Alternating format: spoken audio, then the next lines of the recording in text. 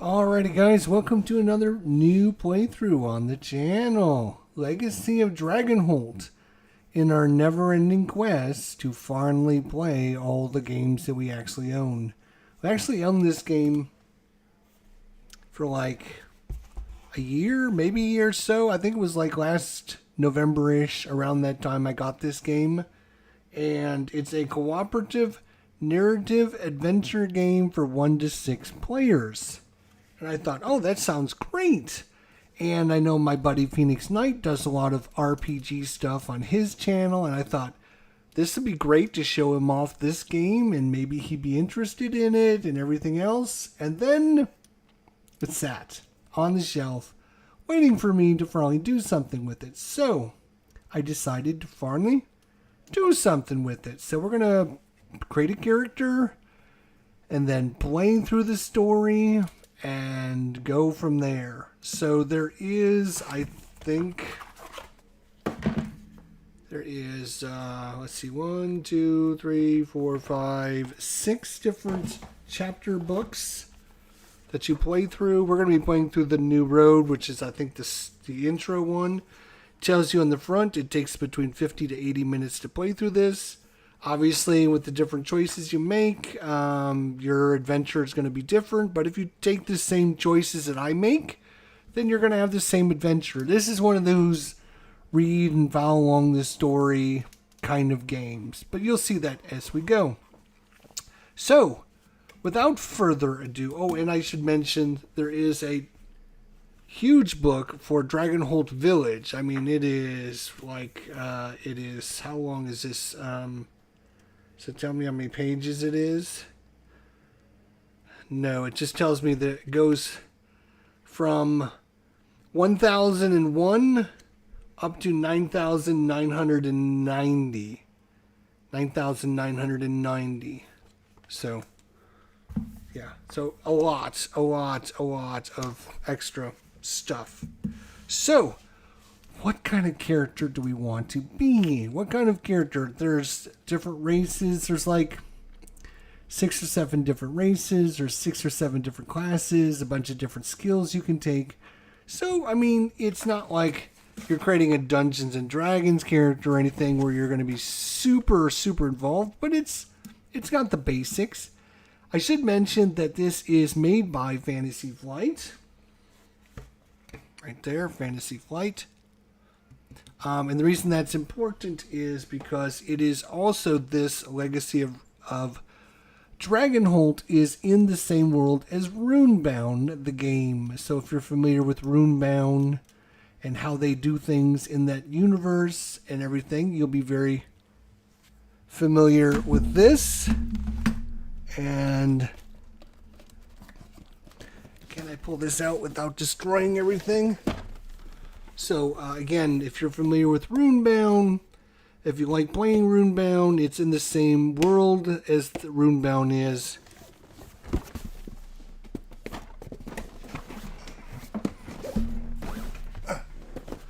So, let's get to it, shall we? Alright, so there is a bunch of other things. I'm not going to spoiler. Again, I don't want to spoil too much stuff, but there's a map that you unfold. It's going to have a bunch of different things in it. There's also like this secret letter that I'm not sure we're supposed to be open to. There is Sonia's journal, which again, I don't know anything about this. There's a bunch of cards that are sealed in this envelope and some tokens that are sealed in that envelope. So I don't know what all that means. All I know is we're going to do character creation. So there's orcs, there's dwarves, there's elves, there's humans, there's all that stuff. And I think what I'm thinking about is I'm thinking about an elf mage is what I'm thinking about. I'm thinking about like an elf sorcerer or an elf mage. I kind of like the look of this character right here. So she's kind of inspiring me. And I happened to like flip through the book. And when I got to this page, I was like, oh, that's like a super cool character, right? a female elf, and an apothecary. So we'll get to that when we get to it. So first things first, choose your race. There are humans, there's orcs, there's dwarves, there's elves, there's gnomes, and there's catfolk, which makes it kind of interesting because you don't see many games that give you the option to play as a catfolk. Like, orcs or humans, orcs, dwarves, and elves are gnomes are very familiar to any kind of Dungeons and Dragons player, but catfolk? Really? So that's also very interesting. But I think I am going to go with an elf. Now, when you choose your race, there may be a subclass of elf that you can check into. So elves are graceful beings that are long-lived, some believe to be immortal. They maintain their beauty throughout their lives and often manage to combine ancient wisdom and youthful mirth. Alright, so there are the Tari elves and the Dawnsmore elves.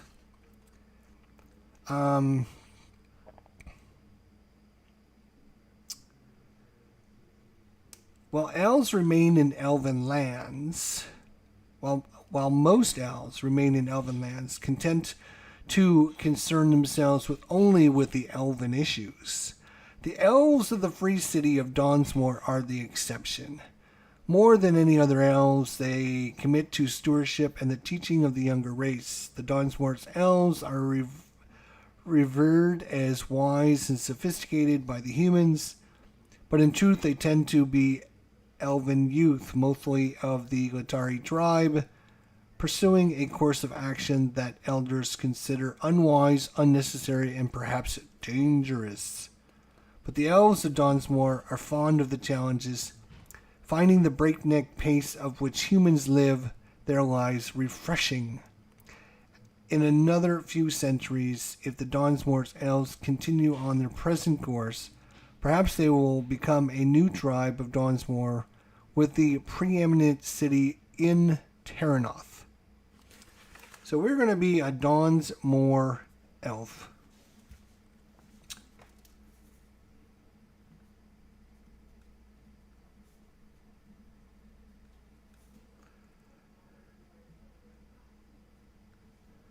Dawnsmore elf. Name.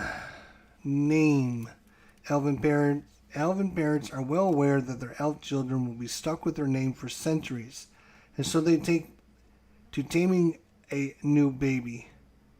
So they take their time naming a new baby. Some elves go 20 years without a name as their parents consider.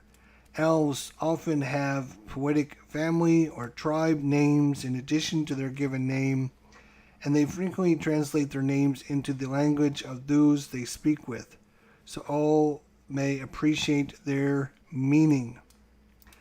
Elves are beings of almost supernatural grace and dexterity, so agility comes naturally to them. The elves then take that dexterity and refine it through training in archery, they are the undisputed masters.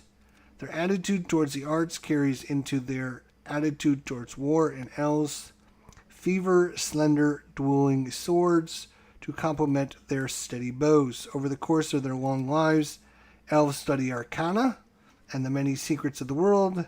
They learn history by simple virtue of living through most of it, and their dedication to purity and nature world gives them devotion superior to most other races. And the reason I'm reading all this is because a lot of these words are in bold, and we're going to see those when we pick our skills, and you can only pick skills that are part of your class or your race. So names, right?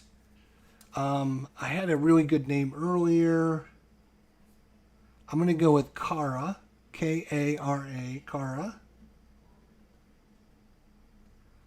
Kara Moonbeam. Kara something. Kara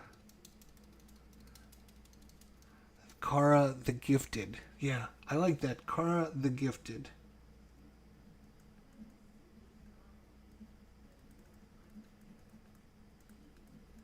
Kara the Gifted is a Dawnsmore elf. Now we need a class. Alright, so choosing a class. Again, there is Apothecary, Bards, Brawlers, Knights, Sages, Thieves, and Wildlanders. Apothecaries ply their trade in many of their towns and villages in Dragonholt. They brew cultivated potions and other alchemy's concoctions using their knowledge of herbs, minerals, and other chemicals to great effect. While simple concoctions can be brewed with readily available ingredients, the most interesting and potent brews require regions that are not so easily acquired.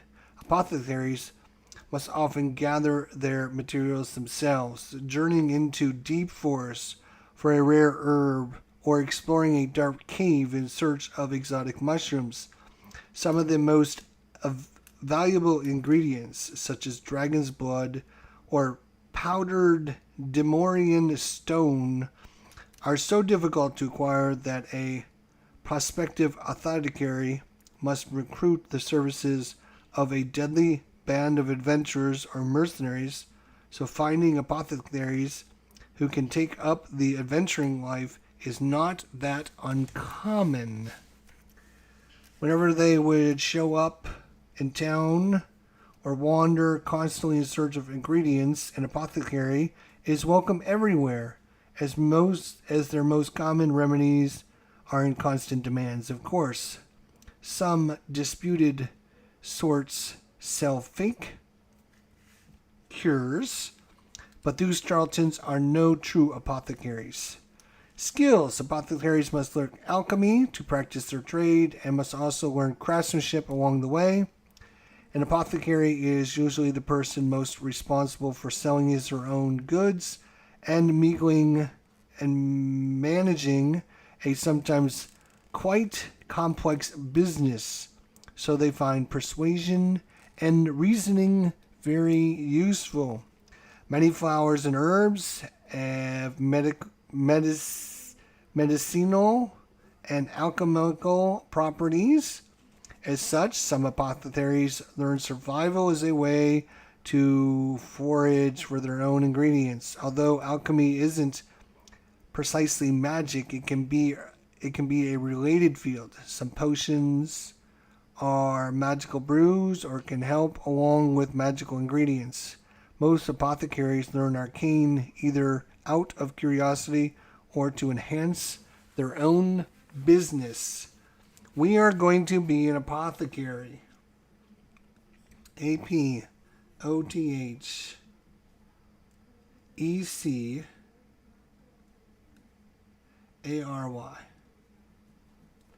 Age. We are going to be, well, elves. We all know that they grow to be hundreds of years old. Almost, as it says here, they live so long to be immortal. I'm going to say we're 786 years old. Gender, female. I'm going to be a female. Kara the Gifted, Dawnsmore Elf Apothecary, 786 years old, and we are a female. And if this sounds interesting to you, there is literally thousands of different. We could have chosen, say, a dwarf that ends up being a... let's see. What would be a good dwarf? A dwarf, and you know what? We'll go with a brawler. Maybe he's a gladiator. Like a gladiator, dwarven gladiator. He's a brawler, right? So, I mean, you got just tons and tons of different ways to play this out, which is cool. All right, so that's choosing our class. We've chosen our class. All right, describe yourself. All right, so physical description. All right. Despite your age, height, and weight, skin, hair color, sex and gender, identity, clothing style, basic equipment. I'm going to say this is going to be her. She's going to be flaming red hair.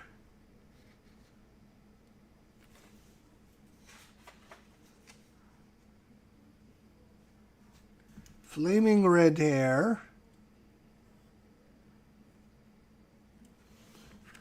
Yeah, this is our character right there. All right. Physical description. Examples of physical description. She carries a sword and shield that bears the symbol of her house and wears glistening plate mail. His beard and hair have plated into a brilliant silver with age. She is a being of breathtaking beauty. There we go. So where do we put this? Let's see. Where do we want to put this?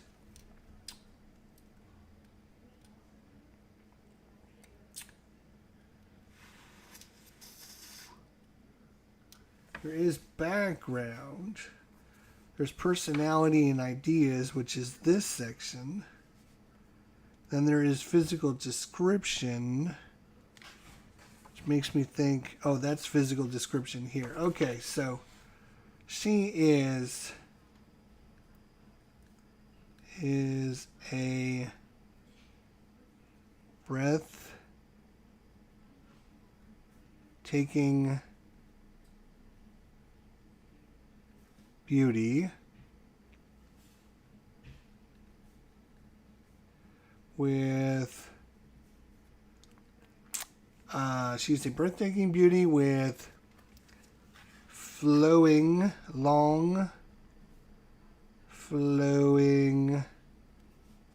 red hair. She is always walking with her let's see, where's my character? With plenty of bags and pouches full of leaves and berries. All right, that's good enough for that. Personality and ideas. Once you have an image in your head for what you look like, it's time to think about what you act like. This includes your mannerisms, your beliefs, the things you strive for. Much more so than your physical description, your personality and ideas will shape how you choose to play your game. Motivations and drives can be inherently influence how you choose to proceed through an adventure. Okay, personalities and ideas. Let's go with her goals is to find the long lost cure of her goals is to find the long lost cure for lycanthropy, lycanthropy, something like that. Lycanthropy. Her goal is to find the long lost cure for lycanthropy, which she has been infected with, but doesn't tell anybody.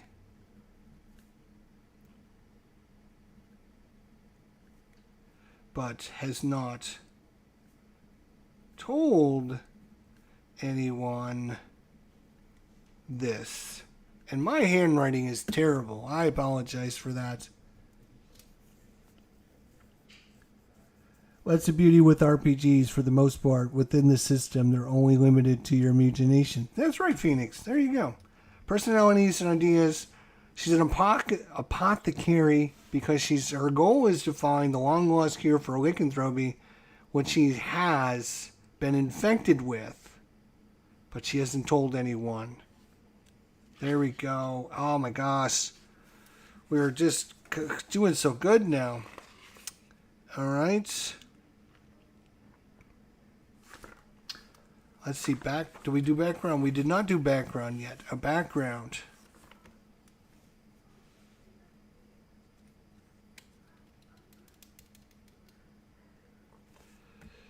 She has struggled with this sickness throughout her life.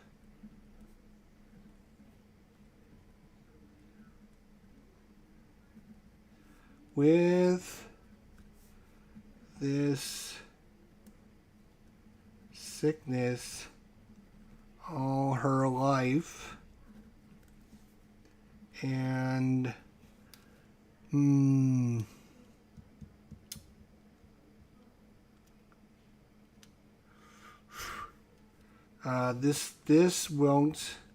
this won't allow her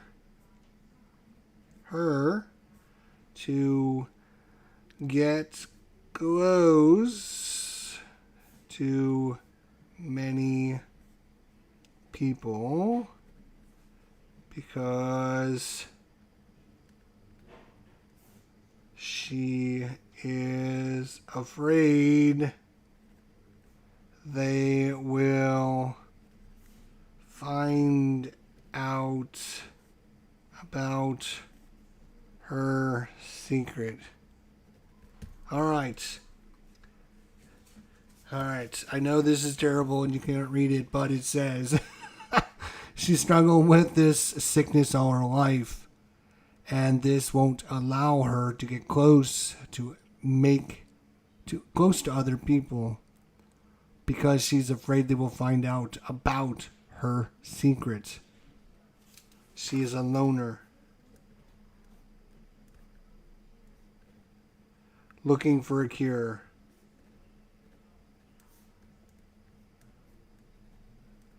All right. And I think there's an electronic... at one point, like a couple months ago, I had this out and I was going to do it and I was going to jump on it and I didn't for some reason. But there is an electronic document, I think.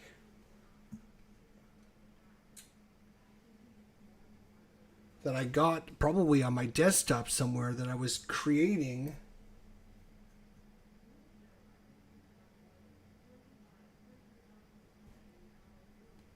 Maybe I saved it to my... Let's see. Let me see if I can find those. Because I had actually rolled up a couple characters and had them all ready to go. Board games. Let me look at my board games collection here.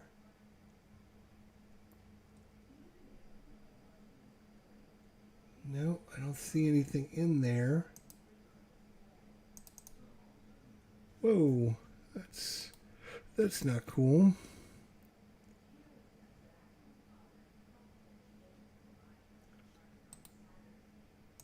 View list, please. Let's go view details. There we go.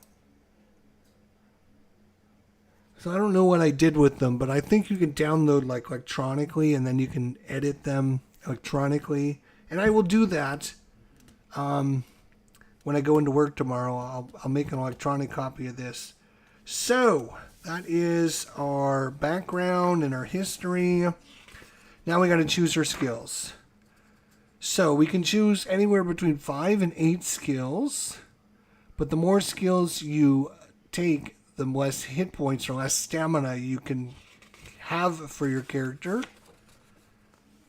And there, 2 of the skills have to come from your... let's see here.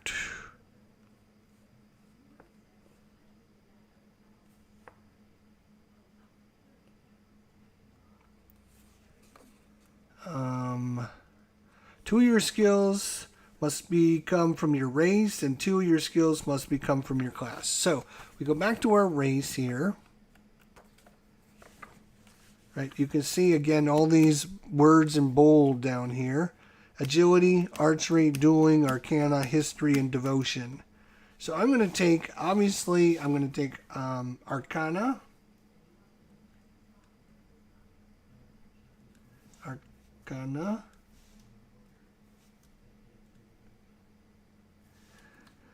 And we're going to take agility.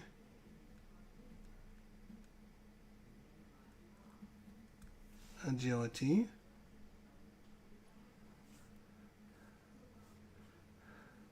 I mean, you can take as many of these as you want. You can take 5 to 8, but again, you get a certain number of hit points, and then for every, you get 5 for free. You basically can get 5. For every one over 5, you lose basically 2 hit points.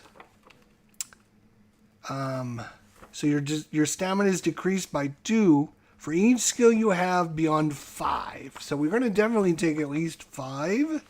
And if we look at our race, our class, apothecary, we can do alchemy, craftsmanship, persuasion, reasoning, and survival. And I'm going to go with, we have arcana, agility. We're going to go with survival. We're going to go with alchemy and craftsmanship.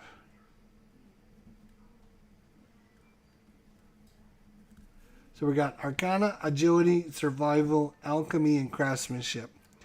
But I think because she's got this lycanthropy disease and she's trying to find the cure, she should be very kind of fragile and weak. So we're going to take more of these so we have less hit points to play with. So we can take other that are not, but we have to take at least 2 from each, our race and our class. But we can take other ones, which are, where are they? Back here. Here we go. So we have alchemy, arcana, archery, brawling, dueling, military, agility, athletics, endurance, stealth, awareness, history, reasoning, survival, willpower, deception, empathy, persuasion, streetwise, craftsmanship, devotion, performance, runes, and thievery.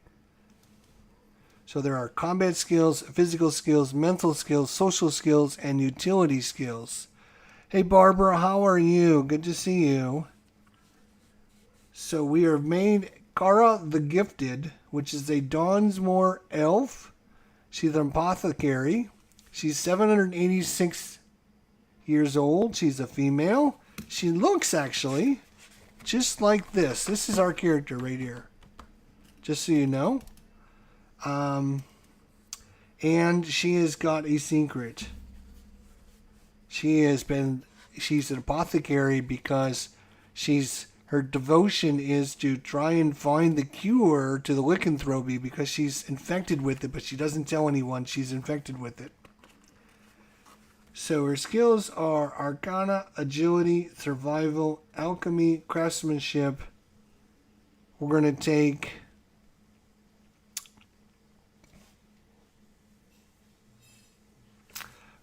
streetwise. Streetwise, because she's got to be on her toes. Because if somebody finds out she's a lycanthrope, she's going to be in big trouble. And deception.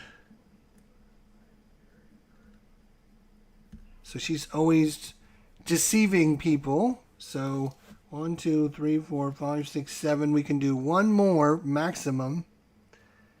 And I think we're going to do... We have Arcana. We have agility. Let's go with awareness. So she's got a lot of skills, which is great, but that means we're going to start with we're not going to start with very many hit points. So we start with, so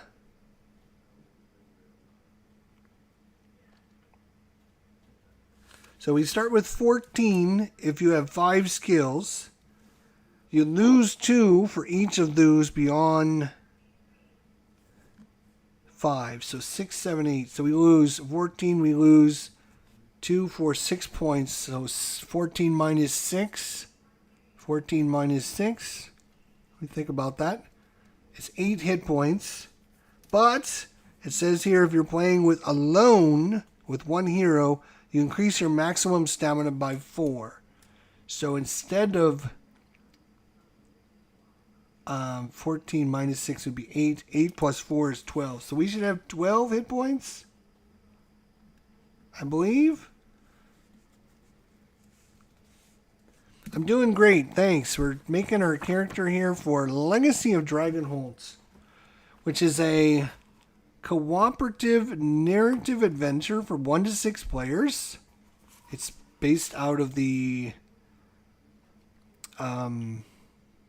Runebound universe, and it looks like it's going to be awesome, but I don't know. We're going to try it out. So there's like a little read me first book, just kind of glosses over kind of what you're going to be doing and what the different pieces and parts are, how to create your characters, and that's pretty much it. All right, so I think we are ready.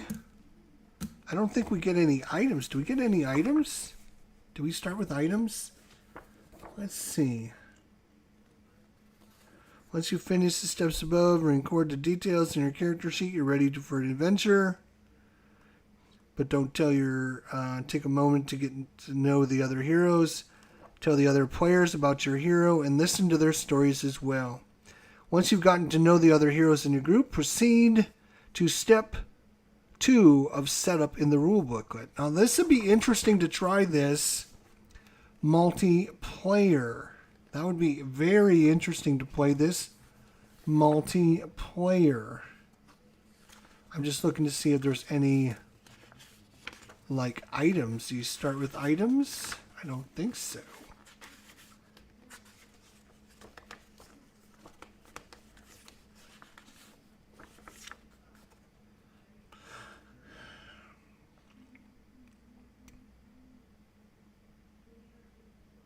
There's a section for items. That's what I was wondering.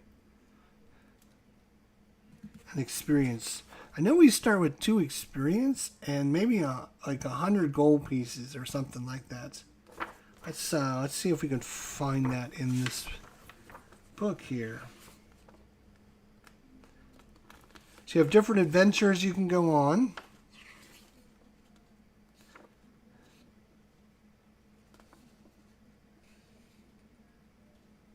Okay, yeah, we begin the game with 100 gold. And you start with 2 fame points. Yeah, okay. 2 experience points. 2 experience points and 100 gold. Alright. Are we ready? To New Roads takes anywhere between 50 and 80 minutes. I'm not going to... I don't know. I'm not going to have that long. I'm not going to have that long. Because maybe I should wait till after dinner. Because we're going to be breaking for dinner shortly.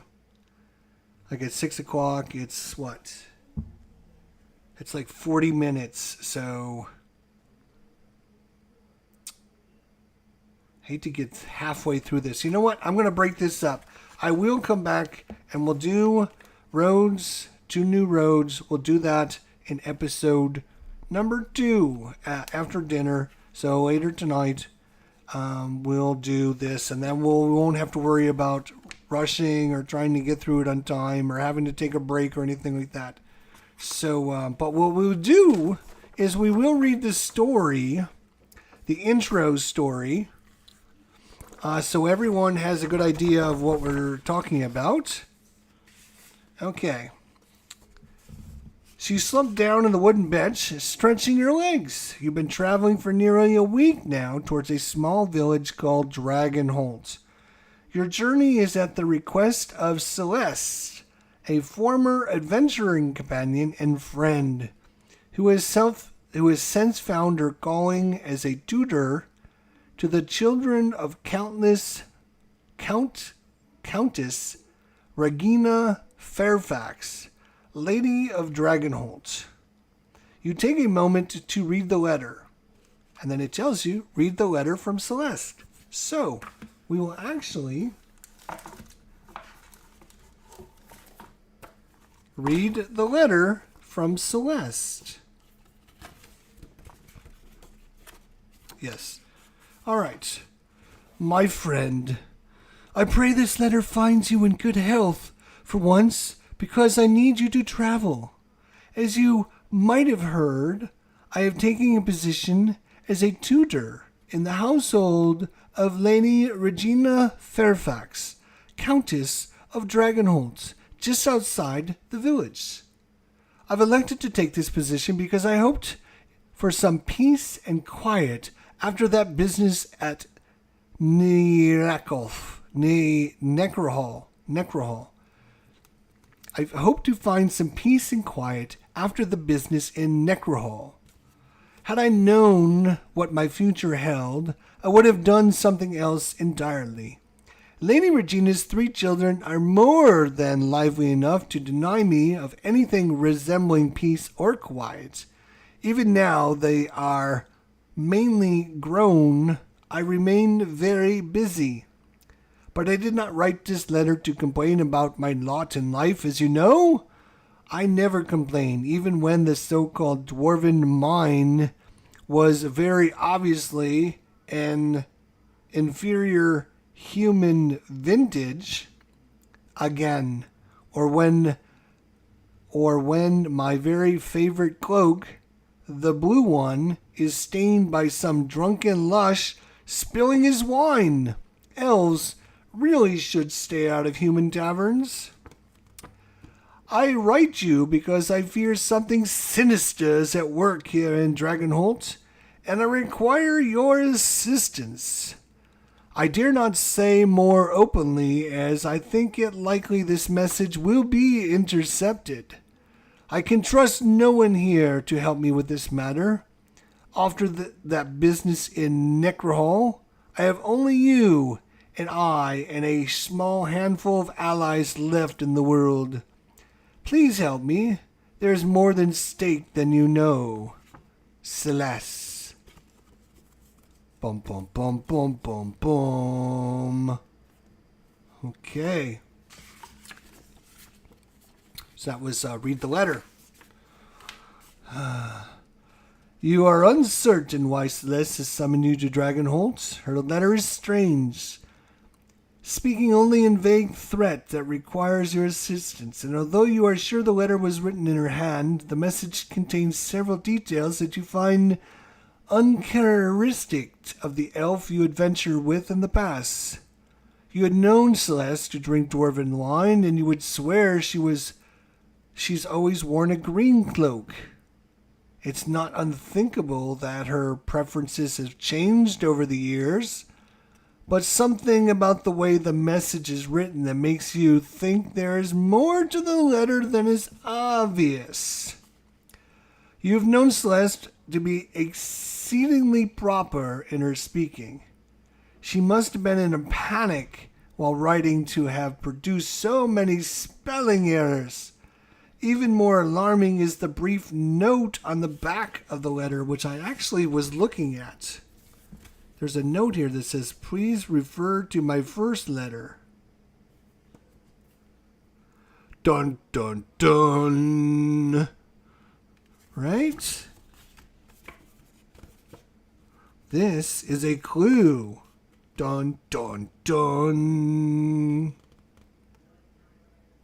Like, I fear is Faer. I fear something sinister is at work here in Dragonholt, and I require your assistance. I dare not say more openly, as I think it's likely this message will be intercepted, and then you come to find out. Please refer to my first letter. Dun dun dun. All right. Anyways.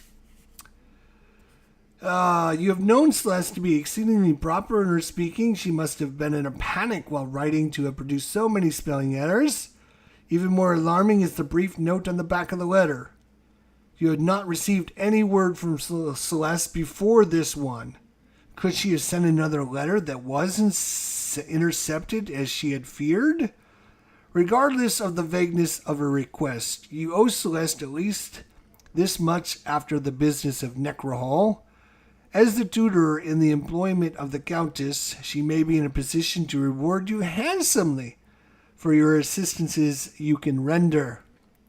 Excuse me, is this road the fastest way to Dragonholt?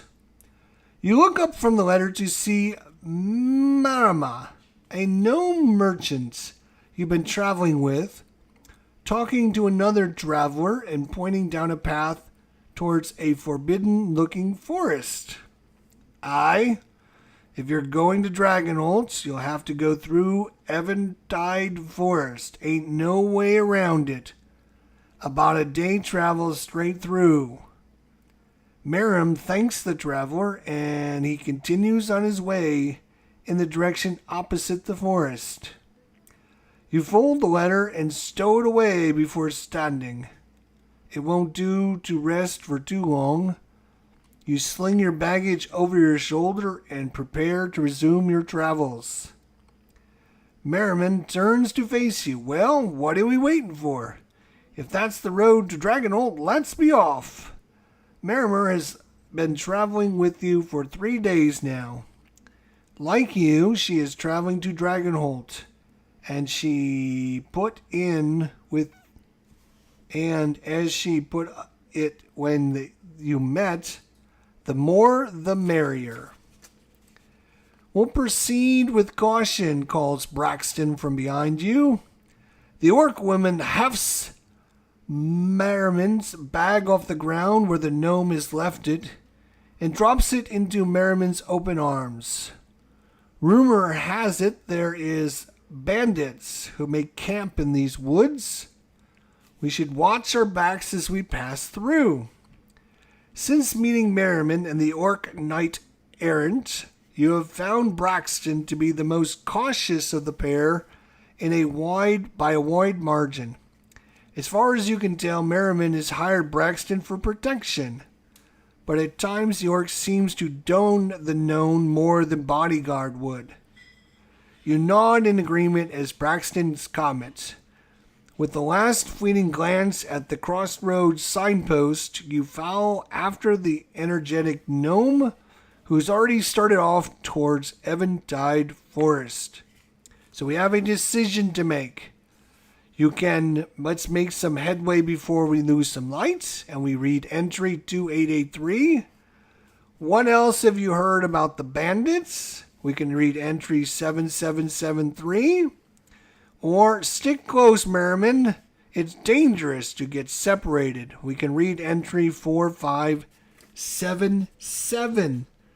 So, before we do this, we know there's a backstory, a history that's going on. We've seen the letter. We've read the letter. Our friend has asked us to come there. We've met a gnome. Gnome merchant. Been traveling with us. He's got a orc knight bodyguard. And we know that there are...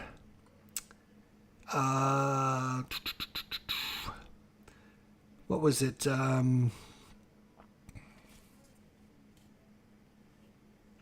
There are... I'm trying to find it now. There was...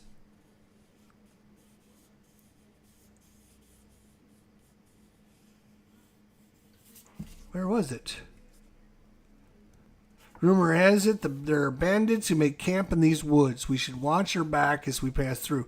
So, we know there's possibly some rumors about bandits in the woods. So we can either make some headway before we lose light. We can try to move out, and before we lose light, we read one entry. We can try to hear, talk about what we've heard about the rumors about the bandits. Or we can stick close to Merriman. It's dangerous to get separated. So if you guys have a suggestion, do we want to look at section 2883, make some headway before we lose the light? Do we want to hear about the rumors about the bandits, 773? Or do we want to stick together with Merriman because it's dangerous to get separated? That is section 4577. So, making decisions during your adventures, you will decide how to react to situations and how you act in general. Opinions are easy to identify by their white text on a dark red background. When you reach a decision point, a set of 2 or more options, you will read each of the available options and choose which one you prefer. You will then resolve the effect found below that option. Each effect is preceded by an arrow. For example, if you choose "What else have you heard about the bandits" option, you are instructed to read entry 7773. To resolve this effect, you will turn to that page that contains the specific entry and read that entry in its entirety. Which one is it? It's the one that I changed to. Oh, yeah, apple okay. cider. Sorry. That entry in return will contain another decision point or have further effects for you to resolve. If you're playing with multiple players, it tells you you're basically, all the players are going to get a token, and when one player makes a decision, they flip the token upside down, and they can't make a decision until everyone else has flipped their tokens down. When everyone has flipped their tokens down, then you can flip your tokens up, and then everyone can then start making decisions again. So it kind of makes sure everyone is engaged in playing in a multiplayer game, which I think is super cool. So that is the end of our intro, our character creation, our background, our history. We've only met Merriman and the Broxton, the Orc Guard, or the Orc Knight. And 3 days ago, they've been traveling with us. We know there's a forest that we're going to have to go through, and there might be some bandits. So, do we want to find out more about the bandits? Make headway before we lose light, or stick close to Merriman because it's dangerous to get separated. If you guys have a thought, comments, question, or suggestion before we get to part 1, which is coming up here in the next hour or so, now is your time to leave that comment down below in the comments section. If you're watching this on YouTube later, look for part 2 because we'll talk in part 2 about what our decision is. I think it's probably very cool. We got this, already we've got this letter and we've got some history with this friend. We know she was very proper in the way she did things. She spoke very proper and did things very regally. And then this, she seems all over the place and complaining about things. And as I mentioned, there's also this fact that we have lost one of the letters. We don't know.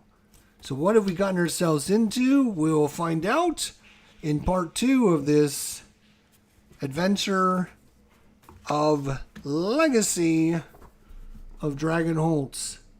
So thanks everyone for coming out. Thanks for watching, and hopefully you will enjoy Kara the Gifted, Dawnsmore Elf, 786 years old. She's Arcana, Agility, Survival, Alchemist, Craftsmanship, Streetwise, Deception, and Awareness.